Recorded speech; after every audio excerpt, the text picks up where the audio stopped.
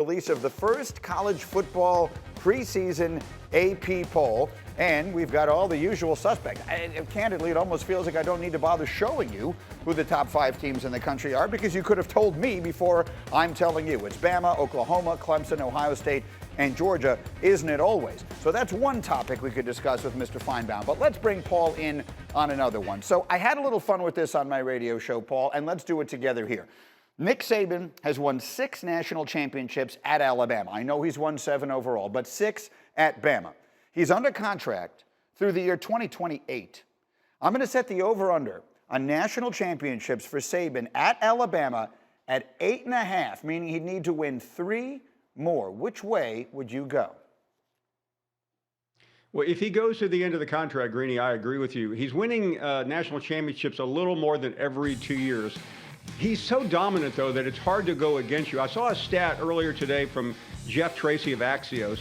He said since 2007, when Saban got to Alabama, this is the 100th week that Alabama has been number 1 in the AP poll. That is 43.5% of all polls since then. It's also, since 2008, Alabama has been number 1 every single year at some point. So it's hard to go against the longevity. Will he make it to the end, though? That's the question, Grady. Is there any reason to think that he will not? This is a guy who feels like the ultimate lifer. He's going to be there coaching so long as his health allows it, and I don't have any reason to think that it will not. He may only need another 5 or 6 years to get to another 3 championships. Well, I mean, if he does, Bobby Bowden at 70 was the oldest to ever win one, so he would be breaking history when he wins his next one. But I think it's reasonable that he wins 2. I just think health is an issue. I'm not saying he's in great health now, but 5, 6 years from now, it's somebody that age. Come on, you are playing with the odds. Well, I guess you would know that better than I. One way or another, here's the one thing I will say about Saban, is that he's been so dominant in recent years that you can name all the games he's lost.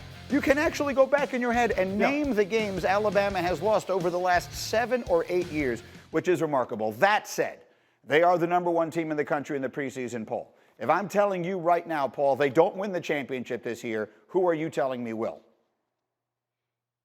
Oklahoma. They have one of the 2 or 3 best quarterbacks in the country with Spencer Rattler. They really have a better defense than anyone is giving them credit. Alex Grinch is the D coordinator. We've laughed at their defenses in the past. Not anymore. They will surprise you with their defense. And they have the thing that you need to win a college football championship. An easy schedule, Greeny. They don't play anybody. They play Nebraska in a couple weeks. That's an easy win. They play Texas in the middle of the season. They should win that game. And then they have Iowa State at home and Oklahoma State on the road, and they'll probably see Iowa State again in the championship game. That is a recipe to get to the playoffs, and then you hope for a break in the first round.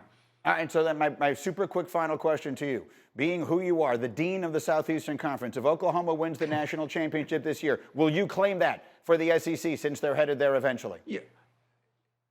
Yes, I will, because they're in the SEC. I heard that story a couple weeks ago on your television show here. They were admitted into the SEC. Maybe not for 5 years, but we're taking it. Thank you for watching ESPN on YouTube. For live streaming sports and premium content, subscribe to ESPN+.